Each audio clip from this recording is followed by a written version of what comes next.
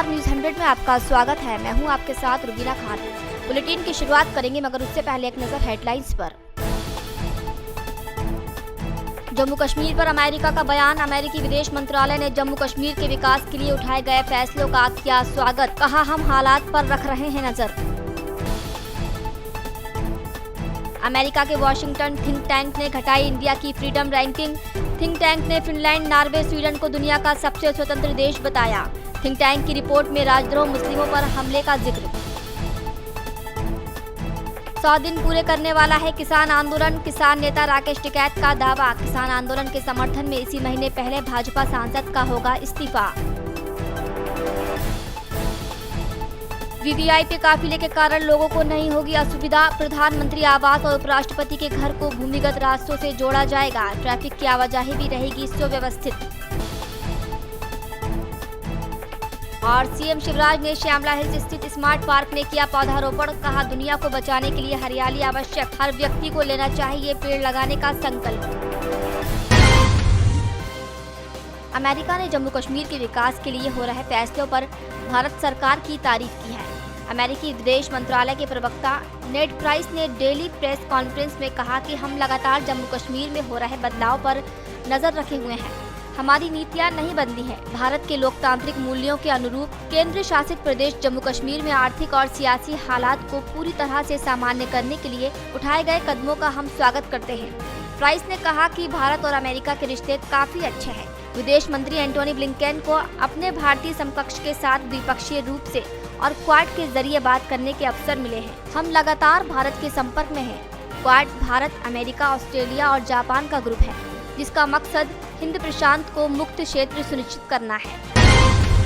America के Washington स्थित think tank ने भारत के फ्रीडम स्कोर के डाउनग्रेड को नीचे कर दिया है। फ्रीडम हाउस की रैंकिंग में भारत पहले फ्री कैटेगरी के देशों में था, लेकिन अब भारत की रैंकिंग को घटाकर पार्टली फ्री कैटेगरी में डाल दिया गया है। इस संस्था ने अपनी रिपोर्ट में कहा कि साल 2014 में जब से भारत में नरेंद्र मोदी की सरकार आई है, तब से भारत में नागरिक स्वतंत्रता का क्षरण हो रहा है। इस रिपोर्ट में राजद्रोह के केस का इस्तेमाल, मुस्लिमों पर हमले और लॉकडाउन के दौरान लगाए गए प्रतिबंधों का जिक्र है। नई रिपोर्ट में इंडिया का स्कोर 71 से घटकर 67 हो गया है। यहाँ 100 का स्कोर सबसे मुक्त देश के लिए रखा गया है, जबकि भारत की रैंकिंग 2011 देशों में 83 से फिसलकर 88वें स्थान पर आ गई है। फ्रीडम हाउस ने अपनी सालाना रिपोर्ट में कहा कि हालांकि भारत में बहुदलीय लोकतांत्रिक व्यवस्था है, लेकिन प्रधानमंत्री नरेंद्र मोदी और हिंदू राष्ट्रवादी भारतीय जनता पार्टी की सरकार भेदभाव की नीतियां अपना रही है। इस दौरान हिंसा बढ़ी है और मुस्लिम आबादी इसका शिकार हुई है। नए कृषि कानूनों के खिलाफ किसानों का आंदोलन के 100 दिन पूरे होने वाले हैं। इस बीच किसान नेता राकेश टिकैत ने एक दावा करके भारतीय जनता पार्टी की बेचैनी बढ़ा दी है। राकेश टिकैत का कहना है कि इसी महीने आंदोलन के समर्थन में एक भाजपा सांसद का इस्तीफा होगा। जितने भाजपा के सांसद हैं, उतने दिन ये आंदोलन चलेगा। हालांकि राकेश टिकैत ने भाजपा सांसद के नाम का खुलासा नहीं किया है, लेकिन कई तरह की अटकलें लगाई जा रही हैं। कुछ लोगों का कहना है कि इस्तीफा देने वाला सांसद पश्चिमी यूपी से हो सकता है, जबकि कुछ लोगों का कहना है कि पंजाब या हरियाणा का भाजपा सांसद अपना इस्तीफा दे सकता है। देश की आम जनता को अब प्रधानमंत्री और उपराष्ट्रपति के संसद जाने और वहां से वापस आने वाले काफिले के कारण परेशान नहीं होना पड़ेगा।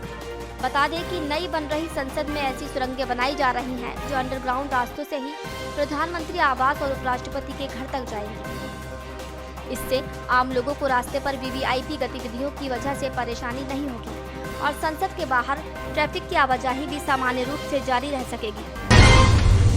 मध्य प्रदेश के मुख्यमंत्री शिवराज सिंह चौहान ने अपने प्रतिदिन एक वृक्ष लगाने के संकल्प के तहत गुरुवार को श्यामला हिल्स स्थित स्मार्ट पार्क में पौधारोपण किया। सीएम ने कहा कि दुनिया को बचाने के लिए हरियाली आवश्यक है, इसलिए पेड़ लगाने का संकल्प हर व्यक्ति को लेना चाहिए।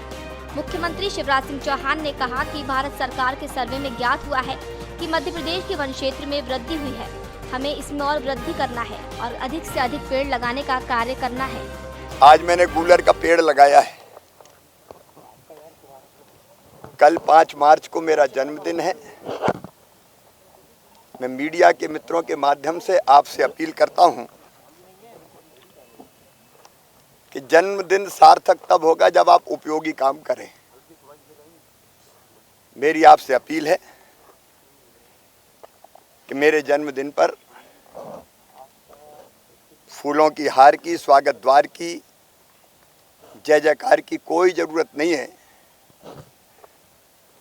केवल आप एक काम कर दें, एक पेड़ लगा दें तो जन्मदिन सार्थक हो जाएगा। वृक्ष धरती माँ का श्रृंगार है और धरती माता के प्रति हमारे कर्तव्य हैं। भारतीय रेलवे यात्रियों को बहुत जल्द एक बड़ी खुशखबरी देने जा रहा है। अब यात्रियों को कम किराए में आरामदेह सफर की सुविधा मिल सकेगी।